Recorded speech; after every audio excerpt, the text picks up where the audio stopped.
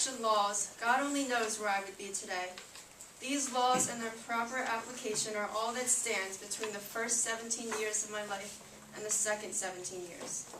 This is a quote taken directly from Supreme Court Justice Clarence Thomas, the same Clarence Thomas that Gotti mentioned before. He is the second African-American justice to serve and was educated at Yale Law School.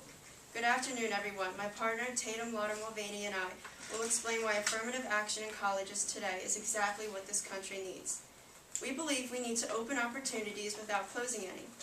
The affirmative side will not believe this to be possible, but I assure you it is with our plan.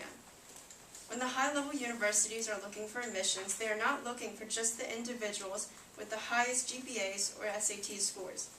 They are looking for students that will become future leaders. Students that are involved in sports and extracurricular activities, distinguish themselves, and then have a better chance of being admitted. They are looking for diversity in one form or the other. Colleges have every right to compose a student body based on qualifications it thinks will maintain its status as an elite university. According to Newsweek, affirmative action is not there to play favorites, nor is it supposed to prefer people of color over Caucasians. It is a system designed to make sure that everybody is getting into college with their qualifications, whether you are a poor kid from East LA or a legacy. But affirmative action has people thinking it automatically means choosing unqualified minorities over qualified Caucasians. Affirmative action is still needed today. In 2009, the U.S. Census Bureau concluded that 17% of African Americans and 13% of Hispanics older than 25 had a 4-year college degree, compared to the Caucasian percentage of 60%. This gap cannot be ignored.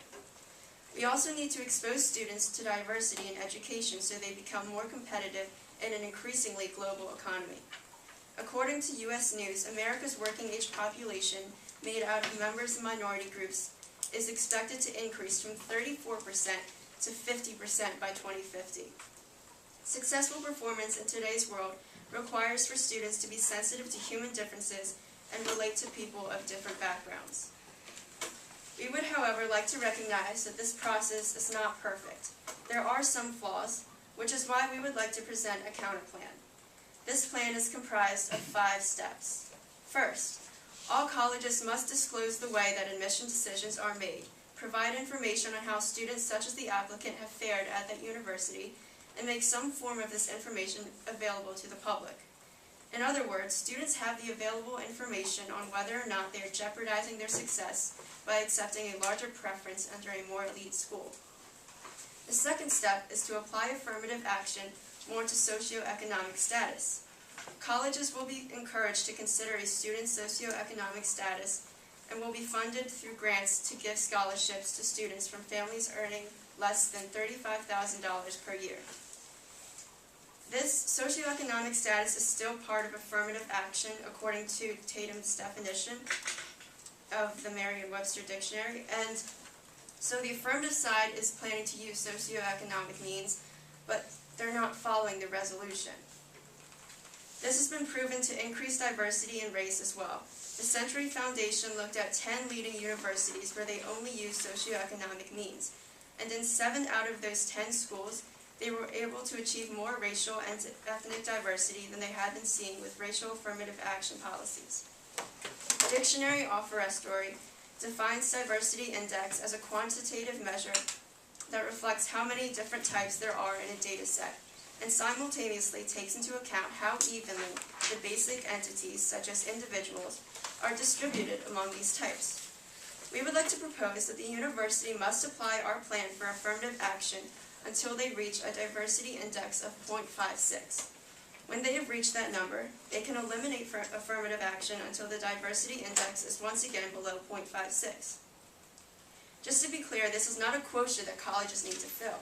Colleges can take years and years to reach the number, and there's no pressure to do so. If a college maintains 0.56 diversity index, they are eligible to receive government grants.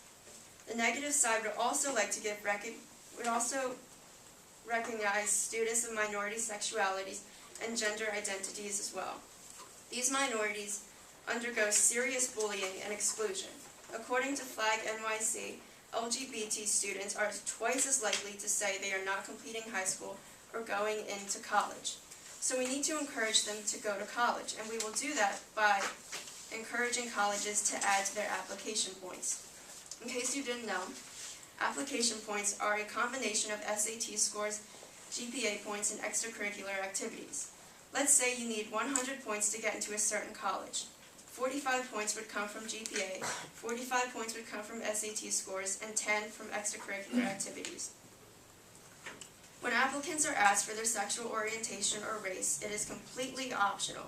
That way, it is their choice if they want to receive benefits of affirmative action. Our plan for affirmative action has no pressure and no quotas. This plan includes so many different types of minorities, and it will ensure a diverse environment. The Supreme Court ruled that affirmative action is legal as long as their main goal is diversity, according to NPR, and this plan will do exactly that. Open opportunities without closing anything.